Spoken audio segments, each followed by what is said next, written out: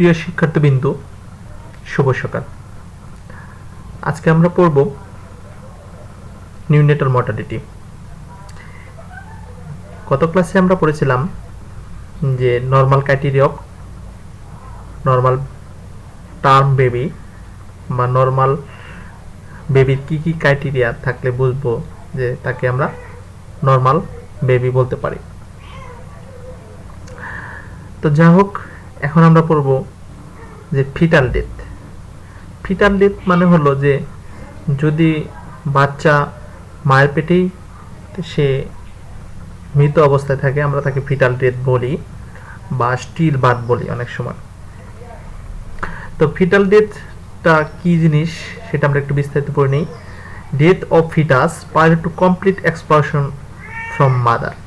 ঠিক আছে, যদি মার পেট থেকে যদি তার বেবি আউট হওয়ার পর হয় তাকে আমরা বলবো fetal death. Which after separation does not show any sign of life is called fetal death. যেটাকে বলতেছে কি, যে বাচ্চা জন্মগ্রহণ করার পর যদি মায়ের মানে কি মার থেকে যখন আপনি বাচ্চাটাকে আলাদা করবেন তখন যদি তার জীবিত মানে জীবনের কোনো সাইন বা চিহ্ন না থাকে তাকে আমরা বলে থাকি ফিটাল ডেথ। আর ফিটাল ডেথ আর স্টিল ডেথের মধ্যে ডিফারেন্ট হলো যে স্টিল ডেথ হলো আমরা আগেই জানবো যে বাচ্চাটা মায়ের গর্ভেই মারা গেছে, আর ফিটাল ডেথটা হলো যে বাচ্চা হওয়ার পর বাচ্চাটা কি হয়েছে, এই হওয়ার থেকে নিয়ে নর্মাল যে ডেলিভারি হয়েছে এর মাসে থেকে নিয়ে মার আম্বিলিকাল কর্ড মা প্লাসেন্টা থেকে সেপারেশন করার পর যদি কোনো জীবনের চিহ্ন না থাকে তখন আমরা তাকে বলবো ফিটাল ডেথ। এখন আমরা পড়ব যে নিউনেটাল মর্টালিটি কাকে বলে। মানে নিউনেটাল মানে কি, মানে শিশু মৃত্যুর হার যেটাকে বলতেছে সেটা কাকে বলে। এ neonatal death is defined as death occurring at the first 28 day of life। মানে 0 থেকে 28 দিন সময়ের মধ্যে যদি কোনো বেবি জন্মের পর 0 থেকে 27 দিন মানে 28 দিন পর্যন্ত যদি কোনো বেবি মারা যায় তাকে আমরা করব গণনায় ধরবো নিউনেটাল মর্টালিটি, তার মানে শিশু মৃত্যুর হার বা নিউনেটাল মৃত্যুর হার যেটাকে বলবো। এখন আসি নিউনেটাল মরবিডিটি। এর আগে পড়েছি মর্টালিটি, এখন হবো মরবিডিটি। মরবিডিটি মানে হলো অসুস্থতার হার। তাহলে কি বলতেছে, definition of neonatal morbidity. Neonatal morbidity is defined as the risk of death during the newborn period at the first 28 day of life। তাহলে কি risk of death, যদি নিউনেটাল শিশু অসুস্থতার বা সদ্যজাত শিশু অসুস্থতার হার কাকে বলে, তা কাকে বলে তা রিস্ক অফ ডেথ মানে কি, যে বাচ্চাটা মৃত্যুর ঝুঁকি আছে 28 দিন সময়ের মধ্যে যে বাচ্চাটা মৃত্যুর ঝুঁকি আছে তাকে আমরা কি বলবো নিউনেটাল মরবিডিটি। দাও আরেকটা সংজ্ঞা দেওয়া আছে, the quality of being morbid বা morbidness, the rate of incidence of disease of neonate is called neonatal morbidity. মানে কি বলতেছে, দ্য কোয়ালিটি অফ বিং যার গুণাগুণে morbidness of the rate of incidence কোনো ঘটনা কোনো ডিজিজের ঘটনা ঘটে সেই সময়টাকে সময়টাকে আমরা বলবো নিউনেটাল মরবিডিটি। এক কথায় সহজ কথায় আমরা বলতে পারি যে 0 থেকে 28 দিন পর্যন্ত সময়ের মধ্যে যদি কোনো বাচ্চা অসুস্থ হয় বা মৃত্যুর ঝুঁকি থাকে সেই সময়টাকে বলবো আমরা নিউনেটাল মরবিডিটি। এখন আমরা পড়বো কজ অফ নিউনেটাল মর্টালিটি। আসলে কি কি কারণে আমাদের সদ্যজাত বাচ্চাগুলো জন্মগ্রহণ করা বাচ্চাগুলো কি জন্য অসুস্থতা হয়ে থাকে সেটা আমরা জানবো। মরবিডিটি মানে অসুস্থতার হার। আমরা বলবো সেপসিস, যাকে বলা হয় সেপসিস বললে ভুল হবে, এটা দিতে হবে নিউনেটাল সেপসিস দিতে হবে। আমরা আমরা জন্মগ্রহণ করার পর 7 দিনের মধ্যে নিউনেটাল সেপসিস ডেভেলপ করে। যেমন আমাদের যেহেতু আম্বিলিকাস থেকে এক ধরনের ফাউল স্মেল আসে, সেটার কারণে অনেক সময় নিউনেটাল স্মেল। আম্বিলিকাল কর্ডের কেয়ার যদি সঠিকভাবে না নেওয়া হয় সেক্ষেত্রে নিউনেটাল সেপসিস হতে পারে। তারপর অ্যাকুট রেসপিরেটরি ইনফেকশন, যদি রেসপিরেটরি ট্র্যাক্টে যদি কোনো ধরনের ইনফেকশন ডেভেলপ করে সেটার জন্য হতে পারে। তারপর টিউবারক্লোসিস, যদি কখনো মায়ের থেকে টিউবারক্লোসিস থাকে সেক্ষেত্রে যদি বাচ্চার সাথে যদি ট্রান্সমিশন হয় সেটা হতে পারে ডায়রিয়াল ডিজিজ। তো ডায়রিয়াল ডিজিজ সাধারণত এই সময় হয় না, তো বাচ্চার যদি কোনো দিন বেস্ট ফিডিং না পায় সেক্ষেত্রে যদি কোনো প্রকার আর্টিফিশিয়াল ফিডিং দেওয়া হয় সেক্ষেত্রে হতে পারে। রোটাভাইরাস সাধারণত হয় ডায়রিয়া হয় সাধারণত রোটাভাইরাসের। টিটেনাসটা হয়ে থাকে এই সময়টা খুব বেশি টিটেনাস হয় কারণ হলো আনহাইজেনিক কন্ডিশন অবস্থায় যদি বা আম্বিলিকাল কর্ডটা কাটা হয় যা বা আনস্টেরাইল যাকে বলা হয়, মানে কি জীবাণুযুক্ত দ্বারা যদি কোনো দ্বারা করা জীবাণুমুক্ত ছাড়া যদি কোনো ধরনের শার্প ইনস্ট্রুমেন্ট বা সিজার বলি বা ব্লেড বলি আমরা যে কোনো দ্বারা যদি আমার আম্বিলিকাল কর্ডটা কাটা হয় সেক্ষেত্রে হতে পারে নিউনেটাল টিটেনাস, যাকে বলে থাকি আমরা সেক্সুয়াল ট্রান্সমিটেড ডিজিজ হতে পারে, যেহেতু তার মার যদি সেক্সুয়াল ট্রান্সমিটেড ডিজিজ থাকে সেক্ষেত্রে হতে পারে। ম্যাটারনাল ইউরিনারি ট্র্যাক্ট ইনফেকশনের জন্য তাদের কি হতে পারে আমাদের চোখে বিভিন্ন ধরনের কনজাংটিভাইটিস হতে নিউনেটাল কনজাংটিভাইটিসটা ডেভেলপ করতে পারে। তো এখন আমরা পরবর্তী স্টেপে চলে যাব যে নিউনেটাল ডেথ কাকে বলে। নিউনেটাল ডেথ কাকে বলবো? Death occurring within 28 days of life is called neonatal death। 28 দিনের মধ্যে যদি কোনো বাচ্চা মারা যায় তাকে আমরা কি বলবো? Neonatal death. এখন আমরা পড়বো define neonatal mortality.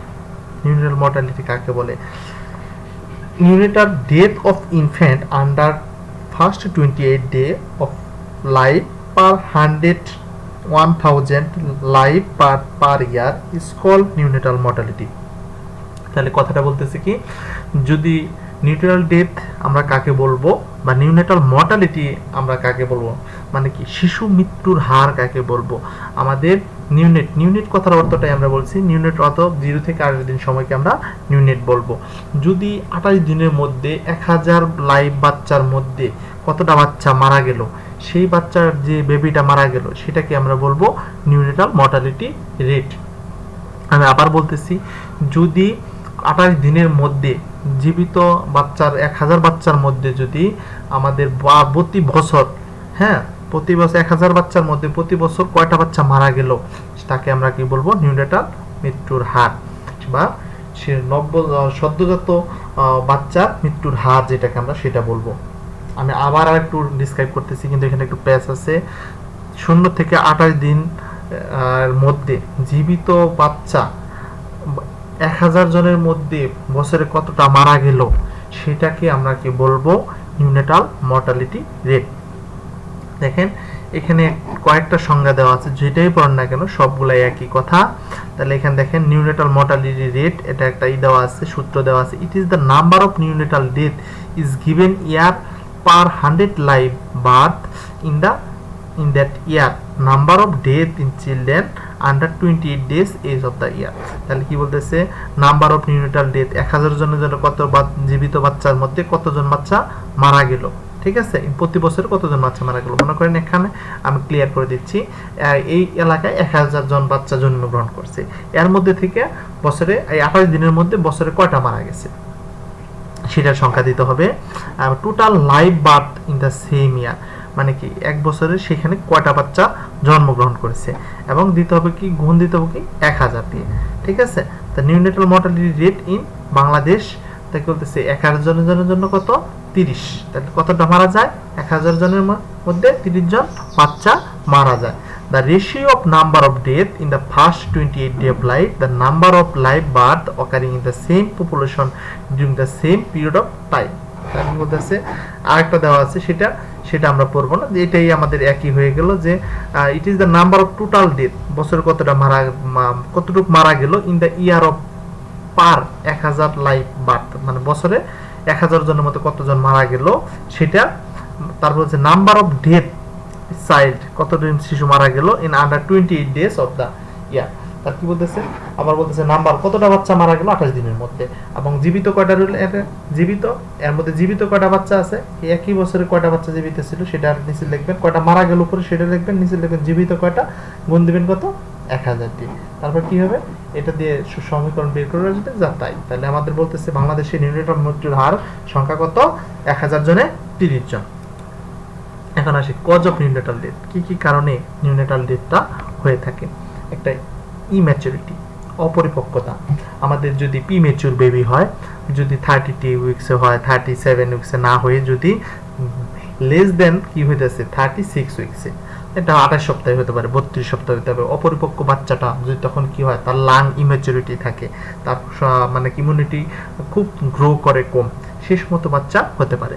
Birth injury, যে কোনো ধরনের বার্থ ট্রমা, যেমন আমাদের কি ফরসেপ ডেলিভারি করা হয়, আমাদের যদি আমাদের ব্রেন তখন যদি মাথায় প্রচন্ড আঘাত পায়, সেক্ষেত্রে আপনার হতে পারে।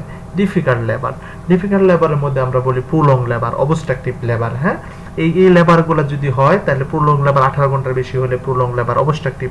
কিন্তু কি সব ম্যাটারনাল ফ্যাক্টরের কারণে, যদি বেবি বা বেবির জন্য ফ্যাক্টরের কারণে, বাচ্চার তুলনায় যদি আমাদের কি আমাদের যদি ইয়ের তুলনায় মার যে গর্ভের যে আমাদের যে আছে কি বলা হয় এটাকে, ভীম, পেলভিক ভীমের তুলনায় যদি আপনার বাচ্চার মাথাটা বড় হয়, সেক্ষেত্রেও আপনার ডিফিকাল্ট লেবার হতে পারে। ঠিক আছে, আমরা পরবর্তীতে চলে যাব এখন কনজেনিটাল অ্যানোমালি। কনজেনিটাল অ্যানোমালির মধ্যে আমাদের আছে যেমন বিভিন্ন ধরনের কনজেনিটাল, ক্রেপলেট, তারপর হচ্ছে কি হার্নিয়া, আম্বিলিকাল হার্নিয়া, ঠিক আছে, ইম্পারপুরোটেনাস, তারপর হচ্ছে স্পাইনোবিপিডিয়া, ঠিক আছে। তারপরে কনজেনিটাল হার্ট ডিজিজের মধ্যে আছে mitral stenosis, ventricular septal defect, তারপরে কি অ্যাট্রিয়াল সেপ্টাল ডিফেক্ট ইত্যাদি। তো প্লাসেন্টার মধ্যে আছে এবং কর্ড অ্যানোমালির মধ্যে আছে প্লাসেন্টার ইনসাফিসিয়েন্ট প্লাসেন্টা, যদি বাচ্চার মা থেকে অনেক সময় দেখা যায় যে প্লাসেন্টা প্রিভিয়া, প্লাসেন্টাল, তারপর প্লাসেন্টা প্রিভিয়া, তারপর বলতেছে কি অ্যাব্রাপশন প্লাসেন্টা, এগুলো যদি হয় সেক্ষেত্রে আপনার বাচ্চা কি ডেথ হওয়ার চান্স থাকে। তারপর ডায়রিয়াল ডিজিজের কারণে হতে পারে, অ্যাকুট রেসপিরেটরি ইনফেকশনের কারণেও হতে পারে। এখানে একটা ডায়াগ্রাম দেখেন, কজ অফ নিউনেটাল মর্টালিটি সুন্দরভাবে দেওয়া আছে। Prematurity 31%, others 9%, congenital malformation 7%, diarrhoea 3%, neonatal tetanus 3%, neonatal infection 25%, birth asphyxia and trauma 23%। সবচেয়ে বেশি কে যায়, নিউনেটাল কি প্রিমেচুর লো বার্থ ওয়েটের কারণে বেশি মৃত্যু হয় বাংলাদেশে, মৃত্যুর হার। দেখুন, what are the danger sign of newborn, আমাদের কি কি সাইন দেখলে আমরা বুঝবো যে বাচ্চাটা খারাপের দিকে চলে যাচ্ছে বা মৃত্যুর দিকে ধাবিত হচ্ছে। নট ফিডিং ওয়েল, সম্পূর্ণরূপে ভালোভাবে খাবার না খাওয়া। Body temperature less than 35.56 degree, 95 Fahrenheit, মানে কি সেন্টিমিটারে যদি লিখি 35.5 সেন্টিমিটার সেন্টিগ্রেড আর হলো 95.5 Fahrenheit. Fever 37.5 centimetre or more, যদি কি নর্মাল টেম্পারেচার থেকে যদি তার কমে যায় অথবা বেড়ে যায় অথবা কমে যায়। ফার্স্ট ব্রিথিং, অতিরিক্ত ব্রিথিং কি হয় আমাদের মিনিটে 60 বারের বেশি যদি হয়। হ্যাঁ, তারপর সিভিয়ার চেস্ট ইনড্রয়িং প্রেজেন্ট, যেটা আমাদের চেস্ট ইনড্রয়িং, বুকের পাঁজর যদি অ্যাবডোমেনের মধ্যে ঢুকে যায় বারবার, সেটা দেখা যায়। Movement only the stimulated or no movement at all, তাকে আপনি যদি স্টিমুলেট করেন, মানে যদি হাত দিয়ে নাড়াচাড়া করেন তাহলে সে মুভ করে, নাহলে সে মুভ করে না। হিস্ট্রি অফ কনভালশন, বাচ্চাকে কিন্তু প্রথমে পিএনএ ডায়াগনোসিস করা হয়, পেরিনেটাল অ্যাসফিক্সিয়া। এখানে কি হয়, পেরিনেটাল অ্যাসফিক্সিয়া হলে বাচ্চা মাথায় অনেক চাপ পাওয়ার ফলে প্রচন্ড কনভালশন হয়।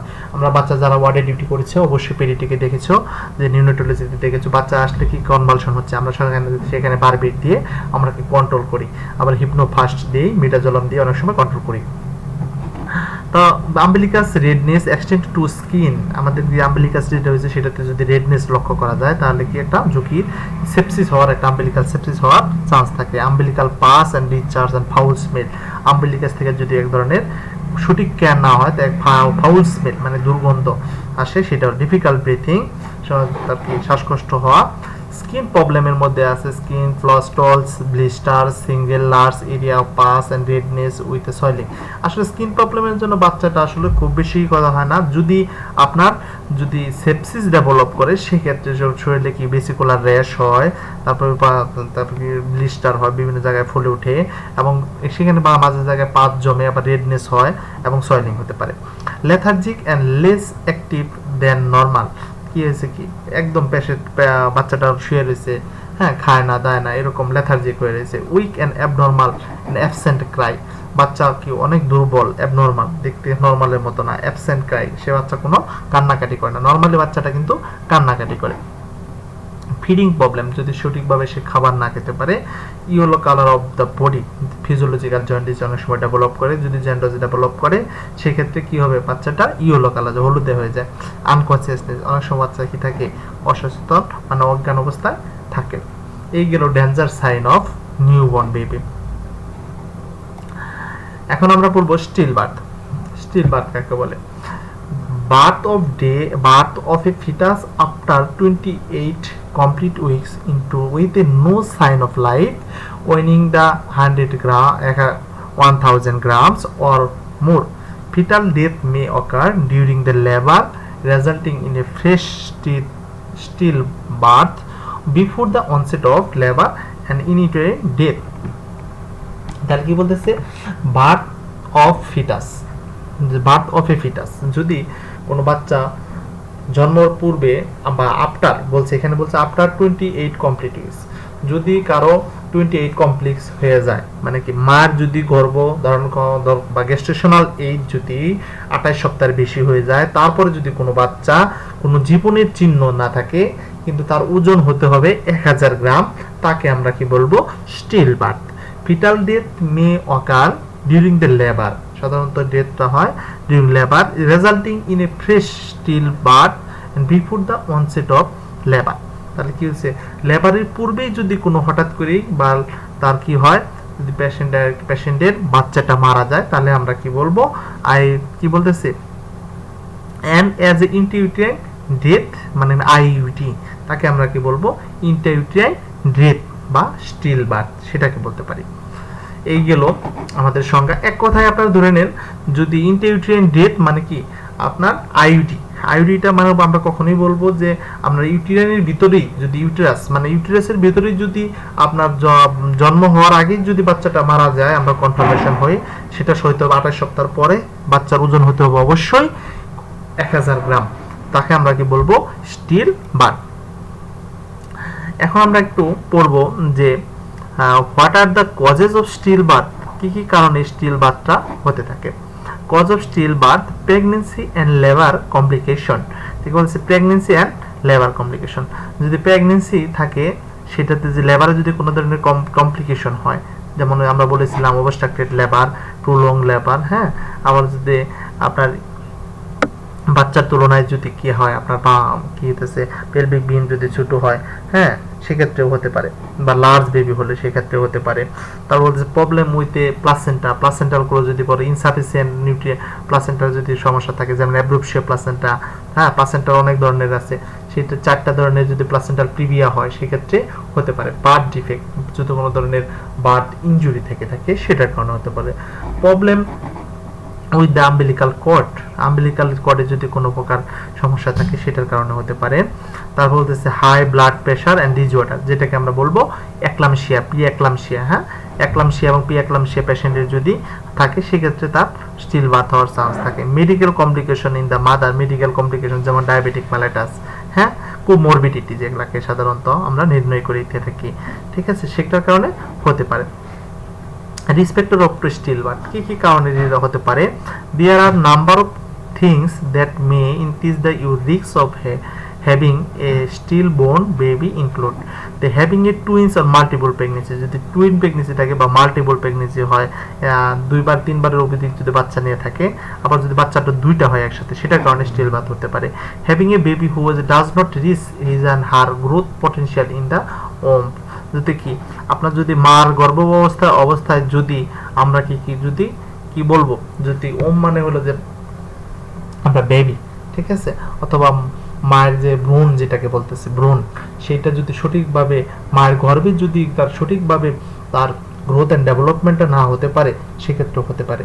বিনোইন the over 35 years of age, যদি মায়ের বয়স যদি 35 বছরের বেশি হয়, তাকে আমরা কি বলবো? আপনার স্টিল বার্থ হতে পারে। স্মোকিং হুইল দ্য প্রেগনেন্ট, যদি স্মোকিং অবস্থায় যদি প্রেগনেন্ট করে, অথবা তার পাশে যে থাকবে বা কারো কাছ থেকে যদি তার পাশে বসে প্রেগনেন্ট করে, স্মোকিং করে, তাহলে সেই তার হতে পারে। ড্রিঙ্কিং অ্যালকোহল অ্যান্ড ওয়েল কন প্রেগনেন্ট অবস্থায় যদি কেউ অ্যালকোহল জাতীয় খাবার খায় বা ড্রিঙ্কস করে। Using a drug with a well pregnant, কিছু কিছু ড্রাগ আছে যেটা আমাদের প্রেগনেন্সিতে কন্ট্রাইন্ডিকেশন, সেটার কারণে তার স্টিল বার্থ হতে পারে। Meaning the obese having a body mass index over 30, যদি কারো বিএমআই যদি 30-এর উপরে হয়, আমরা জানি নর্মাল বিএমআই 18.5 থেকে 24.9 পর্যন্ত নর্মাল, সেটার বেশি যদি হয় তাহলে সেক্ষেত্রে বলছে 30-এর বেশি যদি হয় সেক্ষেত্রে হতে পারে, চান্স আছে। মিনিং দ্য সিভিয়ারলি আন্ডারওয়েট, যদি আবার ওজন একেবারেই কম থাকে সেক্ষেত্রে হতে পারে। Having a history and thrombosis and pulmonary embolism, যদি কোনো পালমোনারি এম্বোলিক ডিজিজ থাকে সে কারণে হতে পারে। Having a pre existing physician health condition such as epilepsy and diabetic mellitus, আমাদেরকে যদি কারো এপিলেপসি অথবা diabetic mellitus pre existing physical health condition মানে কোমরবিডিটি যদি থাকে সেক্ষেত্রে হতে পারে। Having a high blood pressure, যদি বাচ্চার কোনো আপনার অনেক কি বাচ্চার হওয়ার আগে যদি অতিরিক্ত ব্লাড প্রেশার থাকে সেটা হতে পারে। হ্যাভিং এ ইনফেকশন, যেমন বিভিন্ন ধরনের ইনফেকশন হয়, যেমন ইউটিআই, ঠিক আছে, ইউটিআই বারবার ইউটিআই হওয়ার কারণে অনেক সময় মিস অ্যাবর্শন হয়ে যায় সাধারণত, সেটার কারণে বাচ্চার ইনফেকশনে বাচ্চাটা মারা যেতে পারে। তো তোমরা দয়া করে প্রিভেনশনটা পড়ে নিবে, কারণ হলো যে অনেক টপিক পড়ানো বাকি। আশা করতেছি খুব দ্রুতই তোমাদের কোর্সটা আমি শেষ করে দিতে পারবো। মাত্র 15-20 দিন, আমার মনে হয় প্রতিদিন যদি একটা করে ক্লাস নেই আমাদের মনে হয় 1 মাসের মধ্যেই ক্লাসটা শেষ করতে পারবো কোর্সটা, মিড টার্ম প্লাস আমাদের ফাইনাল এক্সামটা। তো আশা করি আমার সাথে সহযোগিতা করবে, তোমরাও ভালো থাকবে, প্রতিদিন পড়াশোনা করবে, আমার জন্য দোয়া করবে। সবাইকে প্রীতি ও শুভেচ্ছা জানিয়ে আজকের ক্লাস এখানে শেষ করছি। আল্লাহ হাফেজ।